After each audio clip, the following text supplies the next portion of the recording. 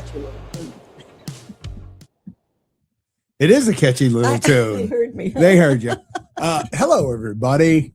Welcome to Good Health by Claudia, a podcast with me, Denny Schaefer, a production of Denny Radio. Of course, this is the star. That would be Claudia, who loves that catchy tune. How are you today, Claudia? I'm doing well. Thank you. You doing all right? I am doing fantastic. We're I am good on team. it. Oh, we are. Our chemistry. I love it. First off, congratulations on the 100th episode. That was fun going into Yes. the store. Of course, I'm in there weekly anyway, buying my stuff. A lot of people like that. 100th It is. episode. Go ahead, get comfortable, I Claudia. am. Go ahead. I'm always warm. It's just what it is. Yeah. Well, it's because we have a hot show. Since I was a kid. Yeah, we have a hot podcast today. So there you go. Yeah. It is episode 101. So Nice. please continue to do what you're doing. Share the podcast, share the shorts, get the word out. And I know I say this every time because, I'm a drama guy. This episode is going to tick you off. Well, It's going to. Is it not? well, hopefully It's gonna educate it you. inspires people to make change. Okay. That's how I like to look at it. All right, I do too. Right? But when Lauren, who does a great job, by the way, Yes. helps produce these podcasts, sent me the slides. I'm looking at them. I'm just like, how can we as a country allow this to be happening? How can we do that? Yeah. So I know I'm kind of jumping ahead, but today's episode is protecting our children's health. Yeah. And it's, we're seeing it daily at the store. I mean, we have kids coming in, 11, 12, 13, 14. The docs are sending them in, the parents are coming in. They're on, all these psychotropic drugs. And it's just a shame because there's no reason for it.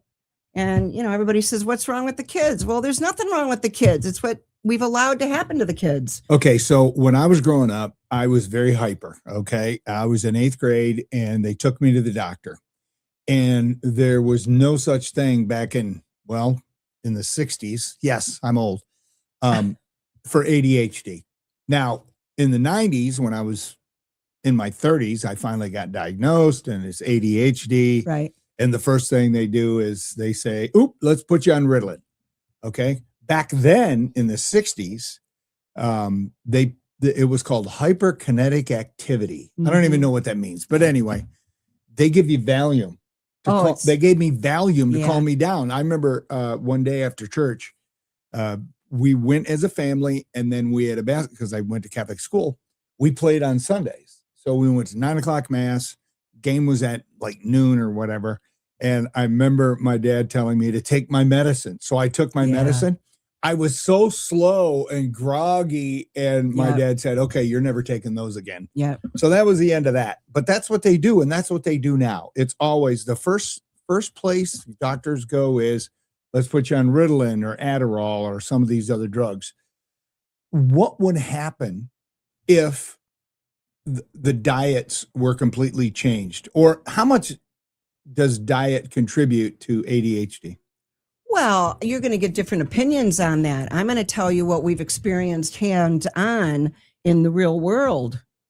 We've worked with hundreds of children over the years, where if the parents were willing to change the diet, these children came back to life.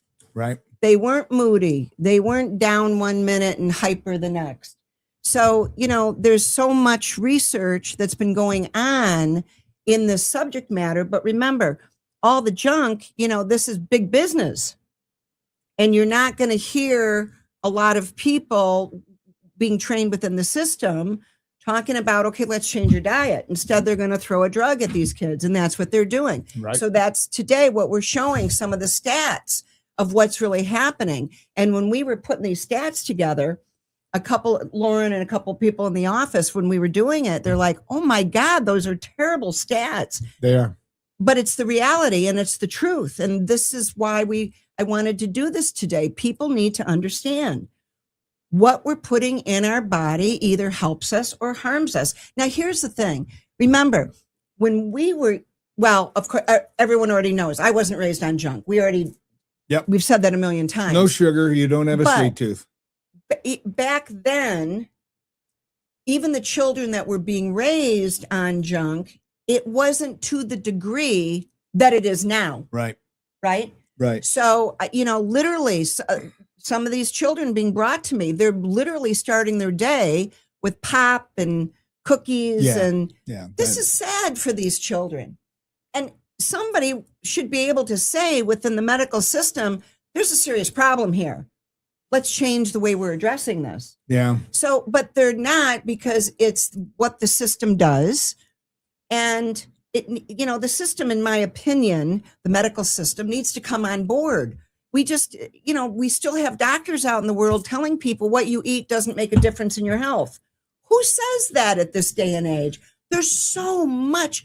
First of all, we shouldn't, in my opinion, we shouldn't even need to have research to show that to be true. This is a machine. I don't see anybody putting water in their gas tank and expecting it to run efficiently. And yet all this junk is going in everybody. And you have the naysayers that say, let me see the research. It's like, well, but I did bring a book. Oh, we have books today. We have books. So right, this is a great book. This is a younger book, but look and see what it says. Mood, Food, and the New Science of the Gut-Brain Connection. Because everything starts in the gut. There you go. So, we need to keep cheering each other on and supporting each other and getting rid of the junk. A lot of parents, they're so frustrated when they have birthday parties in the schools. Right. And everybody brings in all this cake with blue dye frosting and red dye. They literally see the kids get out of hand after they ate the cake. Yeah, you don't want that. Change it. Do it together. Do it, support each other. Get on the other side of all this, because it's the children taking the hit on it. And it's very, very sad. These children don't want to live like that. They don't. They just want to be happy kids and enjoy life. The problem is see, I grew up on sugar, and I now have a sweet tooth, and you've been helping me with that. The problem is to change a kid's diet, you have to change the whole house. Exactly. Everybody has to be on board. And there are just some parents that are just like, you mean I got to give up my Oreos? Well, there you go. So it's really the adults that we need to change, because the children, and that's what I've always said to parents. Years ago, I've done a lot of classes over the years. We've done a lot of classes. And we used to do a class where we'd bring in families that wanted to learn how to change what they were eating. They wanted to go from commercial food to more natural whole food. And how do they do that? So I had classes on it. And we used to have a big group that would show up for this, because a lot of people truly, they're getting on board. They want to learn, but they don't know where to start because it's very overwhelming. But we would see that I would encourage, it's not about, the kids aren't buying the junk. No, parents. It's the parents buying the daily the weekly food, bringing pop into the house, bringing donuts into the house, bringing all these munchies with all this junk in it. It's affecting everybody. But I think it's fair to say, children, they're more affected. The impact of toxins hits them harder. Yeah. Right. Mm-hmm. But they detox faster, easier, generally. So, it's their brains are being whacked out. Mm-hmm. So let's show some of these slides. Okay. First off, before I go over the slide, do you sell at your store, Health Foods by Claudia on Seacar Road? Do you sell like cookies? Well, we do, but we don't have a big selection of them. Okay. But they're made with real ingredients. Oh, so there are actually treats out there, specifically at your store, that can satisfy that craving without poisoning your body. Yes. However, here's a but. Sugar is sugar, and it's going to hit the pancreas. Okay. And then from the pancreas, remember the endocrine system I always say it's a football team. You affect one part of that team, you affected the whole team. Right. So it's not just hitting the pancreas, it's then the biochemical, the hormone reactions to the whole system of how that affects people. So we have clean munchies. And everyone knows if there's stuff in a product that I don't want on the shelf, it ain't getting on the shelf. It's not getting on the shelf. All right. So before I show you some of these slides, people, I want you to know, be warned. Okay. I was upset when I started reading these, but anyway. Well, and just to say, as I said in the 100th episode about when I was growing up, Yep. we didn't eat sugar all day long. It was a once in a great while when there was a birthday or a gathering with family, the holidays. Yeah, mine wasn't. We weren't eating. We would go months without any stuff, and we didn't miss it because we weren't raised on it. So, well, one of my parents was a stress eater, so there was always sugar. Our downfall was ice cream. There was ice cream in the house all the time. Yeah. And yeah. So. And I don't, if there's one thing I've learned over the years, there's a lot of emotional attachment to how people eat. Well, it is. And that's a episode in itself. Right. But there's working with thousands of people over the years, a lot of people have emotional connection to what they're eating or drinking. So it's not it's a lot. It's a big conversation. But what's important to me is that at least people take baby steps to move in the right direction. There you go. And that's what I think is important. All right, here we go. Slide number 1. Go ahead, Claudia. Explain all right. it. So, a lot of people are talking about the food program. And so we looked up to see it started in 1964. This is the government food program. Yes. And all the years I lobbied, before our oldest son was killed 11 years ago in a four-wheeling accident. Before that, I lobbied many, many, many years. I went to DC. I went to the state house, Columbus. And I'd always talk to the legislators. Why are all these kids why are they giving food, candy and pop through the food stamp program? Why is that? And of course, it's big business. Nobody wanted to talk about it. And so the conversation never happened. Now people are starting to ask. So we looked up the stats. Total annual spending in 2025, SNAP recipients spent approximately $9.3 billion to $10 billion on sugar sweetened beverages. All right, that's from the USDA. I got to give it one of these. That's just wrong. I mean, that's sad. That's just wrong. Now look at the next stat.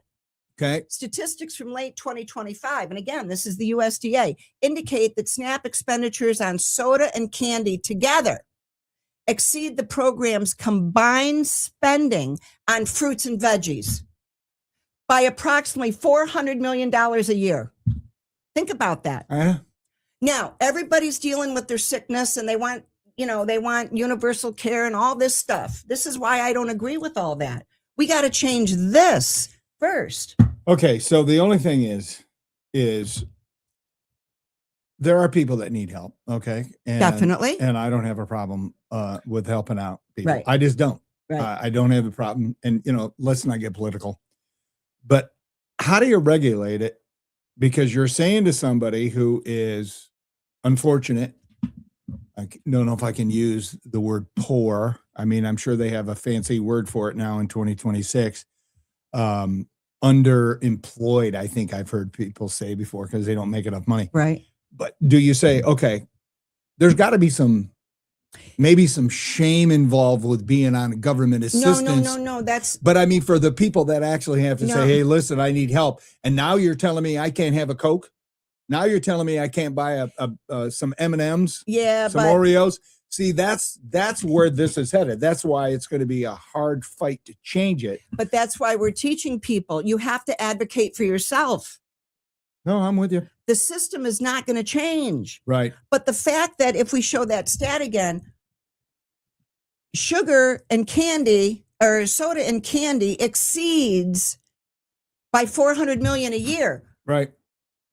Instead of fruits and veggies. I don't know how anyone can say that's right. Well, so the answer is not to restrict people from being able to buy the sugary treats, even though we don't want them to, but to educate them to say, hey, you can buy fruits and vegetables and better drinks and things for your kids. Absolutely. So they don't have behavioral issues. Exactly. I just answered my own question. Did you notice that? I'm like, okay. So that's the thing. I answered my own question. The food program has been very important to millions of families over the years. And we need to continue. And we need it. We do. But it's the way it's being allowed to be utilized. Okay, read that next stat though. So about the soda. A standard 12-ounce can of regular soda typically contains about 9 to 11 teaspoons of sugar in one can. One can. One can. That's from the American Heart Association. One can. Now we have, in fact, we should have put them up. There's stats that show that the average American is eating 150 pounds plus of sugar every year. So why anybody's wondering why so many people are becoming type 2 diabetes, I don't know why anybody's wondering that, because it's in the stats. So now what's interesting is that what I was reading on some of the pop consumption is going down. Okay. So that's good. It is, but it's still, look what it is though. I mean, would you take So 11 teaspoons of sugar and just down it? Well, look at some people are drinking. We have customers come in for help. A lot of people coming in, they're addicted to sugar. They know they're addicted to sugar. They're asking for help because they're sick from it and they recognize that. And, we have people that are coming in, they're drinking 3 liters, 4 liters of pop a day. Wow. So the point is we have to learn to advocate for ourselves. That's always been important to me. To me, it's not about restricting or regulating. I'm not into all that. It's about the American people becoming wiser how they're spending their dollars. Yeah. And that's what, we have a lot of people that come in, oh, that $20 bottle of vitamin C is too expensive. While they're spending $500 a month on total junk, fast food, pop, candy, donuts. Right. It's like, So, my prayer has always been, and of course the children inspire me because we've worked with hundreds and hundreds and hundreds of very, very sick children over the years. Mm-hmm. And a lot of them, the schools call us, they need help. The doctors will call and say, what can you do? I mean, a lot of people recognize it's a problem, and yet there's still pop in the schools. Well, I think there is. A lot of schools had pop. I believe they still do. I don't know if in fact, I don't know. I should look at that. I think some school systems got rid of pop machines, but I don't know that they all did. But anyway, that's an important piece of the conversation. But the point is, everybody needs to join in to feel better because it's not just the children that are being harmed. Right. We have a lot of adults that come in and they've been on these meds for 20, 30 years. They want off them because, so it's a problem. Yeah. And I just wanted to go over some of these stats there's because one more at the bottom one. Yeah. So the average American is consuming approximately 38 to 41 gallons of soda a year. Not me. Can you imagine? No. No. I mean, I used to drink a lot of Diet Coke or Coke Zero and Diet Coke, but rarely, if ever. Every blue moon, I might have a little something. Well, and remember, a lot of people say, well, what about aspartame? Yeah. It's an excitotoxin. There's a lot that should be a separate episode we do. In fact, I testified years ago in Columbus about this. Anyway, the point is, I'm not suggesting you go from sugary pop to diet. Synthetic sweeteners is not a good thing. That's not what I'm suggesting. I'm suggesting instead of grabbing a pop, start grabbing some clean water with electrolyte powder in it. Yeah. Or, whatever. There's a lot of, you could get a decent club soda with some natural flavors in it. There's a lot of other choices. Drink some green juice. But, most people need to work up to the green juice. I'm just an old-fashioned water guy. That's all I do. But here's another. So this is another H2O, people. Yep. This is another great book, The Sugar Blues. This was written in 1975. This is a great book. A lot of people, when we were all the years in the health food store years ago, a lot of people read this book. So there's a lot of problems with sugar. It's known, it's out there. So anyway, that's just, reminding people, keep doing better. Keep working on it for yourself. Keep working on it for your children, your grandchildren. Save your money. When you go to the grocery store, buy the fruits and veggies and some real food. Yeah. And leave all the junk behind. You want a simple little treat? You either make it yourself once in a while, or as I said, we sell munchies, we sell cookies. We don't have a huge selection, but we have some nice products. Everybody wants a munchie once in a while. Absolutely. But it's the everyday thing that's either helping us or harming us. And right now, I think it's fair to say there's a lot of people being harmed by the very foods they're eating every day. Absolutely. Was there another slide, or that was the last one? No, there's more slides. There's 2 more. Oh, boom. There we go. Oh, there we go. Yeah. So here's another stat. Obesity in American children. So this is from 2021 to 2023, found that 21.1% of youth from 2 to 19 are dealing with obesity. Wow. That's sad for those children, man. It is. There's no kid that wants to be obese. They want to be out running around being a kid. They do. Type 2 diabetes. This is really new cases from the CDC. 2022, approximately 14,500 youth were diagnosed with type 2 diabetes in the U.S. Between 2002 and 2018. Yep. It roughly doubled, under 20. And they're projecting by 2060, there's going to be nearly 700% increase in obesity if the trends don't change. That's some sad stuff. So my hope when we show stuff like this is that it wakes people up. And I want people to realize this isn't just a little can of pop or a little cookie or whatever it might be. This is all adding up and it's harming these children. Now, it's fair to say, society throws them all on drugs. I just think it's sad for the children. And I know when I was young, and we have a lot of people my age coming in, and they tell me, as grandparents, none of us remember all these sick kids when we were younger. And now all these older people are looking at the younger generation saying, what is going on with these kids? That's what's going on with these kids, the American diet. All right, last slide. So so here's the other thing, and that goes back to the book I brought. And there's a lot of research on this. I just brought a more current, recent book. But number of children. Hold on, I'm going to show the book again because you mentioned it. That one. Yeah, Psychobiotic Revolution, talking about the importance of the brain, the gut-brain connection and what's happening to the brain. So now we go back to this. Number of children 3 to 13 years old on psychotropic medication. Antidepressants, 2.6 million. Why? Antipsychotics, 100,000 plus or 800,000 plus. Anti-anxiety, 400 to 600,000. These are all from the CDC. Stimulants, 3.8 million. That's a lot of children being drugged. And if somebody says that's okay, I would look at them and question, how can you possibly? Yeah. How can you possibly say that's okay? So my dear friend Kevin Miller, who's been on with us before, he made a brilliant documentary on the drugging of the American children called Generation RX. I wanted to post it.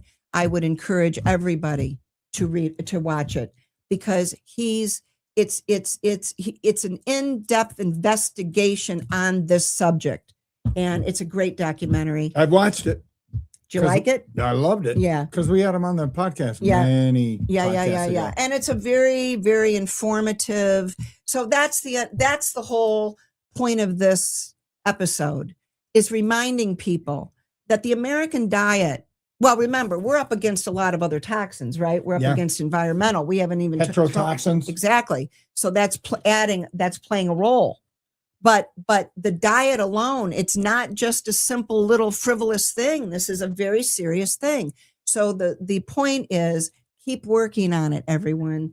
Keep working on it. Advocate for yourself. Advocate for your children. Advocate for your grandchildren when it comes to their health. Well, that's kind of tough, though, for a lot of people because they want to be the fun, awesome grandparents. Well, and, let's go see Grandpa. Grandpa always says candy. And, he's got candy, And the end result is the children are being harmed. That will always be my. Yeah, but if you're going to do that, pick better products. Exactly. So you asked, yes, do we have candy? Yes, we do. When you come in, you see it. But there's no artificial dyes. Okay. They're the candy is colored with beet juice and whatever. It's all natural dyes. It's still sugar, but it doesn't have all the other additives. Okay. And so I call it, better junk. Hey, I call it better junk. Next time I'm in the store, I'm going to pick some better junk up because I have drastically cut down my sugar intake over You're the doing a last great 3 job. weeks, which I told you about. Yeah. I'm going to continue that road because, you know, after dinner, I always want something sweet. Right. So I've been doing, you know, I pop in a couple organic raisins, stuff like that. If I do it at all, Right. you know, a lot of times I'm getting to the point now where I just, like last night, I didn't have anything. That's you know, good. It's and then- wonderful because you're changing Right. your inner world. You're takes changing time. the microbiome. It You're takes getting time. in the flora. You're getting in the good bacteria. Right. And it's helping to make a difference. Remember that good bacteria, it's regulating. I mean, it's talking to the brain. It's working with the endocrine system. It's working with the immune. It's working with all the important stuff. So feed the good flora and quit feeding the bad guys. Right. So, you know, when we talk about parasite cleansing, fungal cleansing, a lot of, you know, the fungus is causing the host to crave sugar. Parasites are causing the host to crave sugar. So that's why learning how to address those issues is very important. Yeah. So, but anyway. All right, there you go. Anything else you want to mention before we wrap up episode 101? No, that was it. Please share this video, this podcast, because it's a pretty important one. Yeah. And like you always say, it always starts with education. Yeah, and that's it. All right, like always, let's give you the last word. Just advocate for yourself. A system that makes money from sickness is never going to advocate for you to be well. Never. That's a fair, honest statement. And a lot of people are realizing that. There's no incentive in wellness when too many people are making money from sickness. So advocate for yourself and for those you love. Keep the faith. Thank you for tuning in.